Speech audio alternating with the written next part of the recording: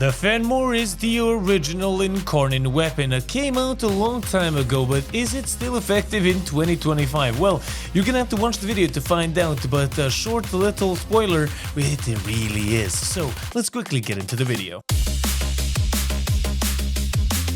When I recently did my AX52 video, it reminded me of this weapon. This weapon is basically a bigger, badder variant of that weapon. It is sort of like a mid-mastery rank. It is master rank 14 weapon. You can get it from the Zeremon talking to Cavallero, and you can get it at rank 2 in the Zeremon, which is actually pretty early. And this weapon can take you into high-end level Steel Path missions, so I highly recommend you stick around for the build. And now let's cover the stats of the weapon. The base variant has puncture and slash damage, primarily dealing slash damage, 20% critical chance, 2 times critical multiplier, and it has 20% status chance. Now the Incarnon mode, first of all, you charge it up by getting headshots, so the more headshots that you get, the faster it's going to charge up. Keeping in mind, multi-shot does count as a separate waypoint hits, meaning it's going to charge much faster. Sometimes you can one-shot charge this weapon, and it will turn it into an automatic rifle, dealing primarily slash and a little bit of radiation damage, but not dealing puncture anymore, which is very good. You gain fire rate, you gain 3 meters a punch through, and the recoil is very much reduced from the base variant, considering we're gonna use a recoil mod a little bit later on.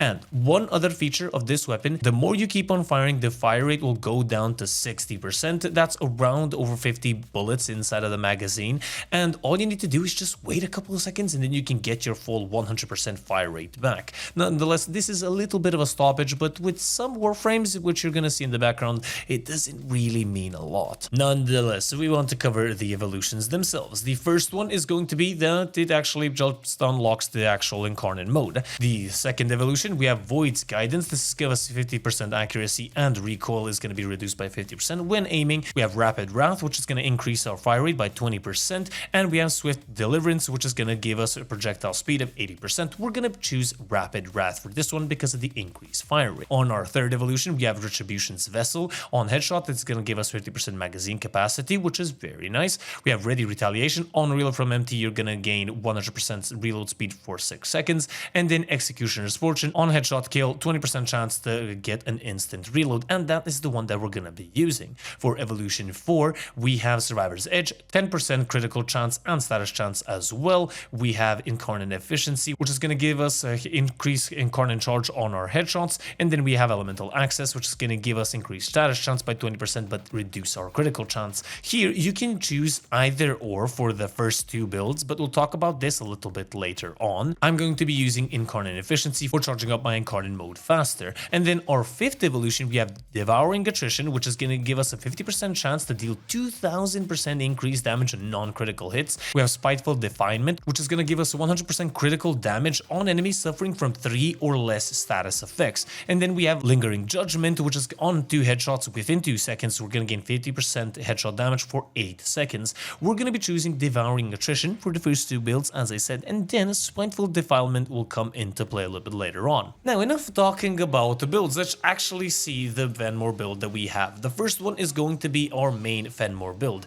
On this build, we're going to be utilizing Galvanized Chamber and Aptitude, Rifle Elementalist as well. We're going to be utilizing Viral. We have Prime Shred. You can use the base Shred variant if you don't have the Prime one. We have Magnetic Capacity, and then we have Hellfire as well, and then Prime Stabilizer and Primary Merciless.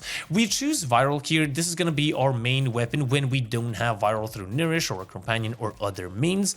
And one more thing I do want to say, Magnetic Capacity can be changed out for another heat mod, so Thermal Rounds is going to be incredibly good as well. You can choose either or, but if you already have Viral through other means, let's choose the Corrosive build. This is what the Corrosive build looks like. Basically, we just switched out the Cold mod for an Electricity mod, and that's basically it. That's all you need, and this is going to be pretty useful if, as I said, your Warframe already has Viral through other means, like Nourish, for example, Wisp in the background. The third build is going to be a fun one. Now, the third build is made for critical chance and critical damage. This is what it looks like. We're utilizing Viral again, but Hunter Munitions alongside Galvanized Chamber, Aptitude, Vital Sense, and then Critical Delay. We're utilizing critical chance here because Warframes like Hero, for example, really like critical chance. I love Warframes like Hero, and this weapon can be paired with him incredibly well.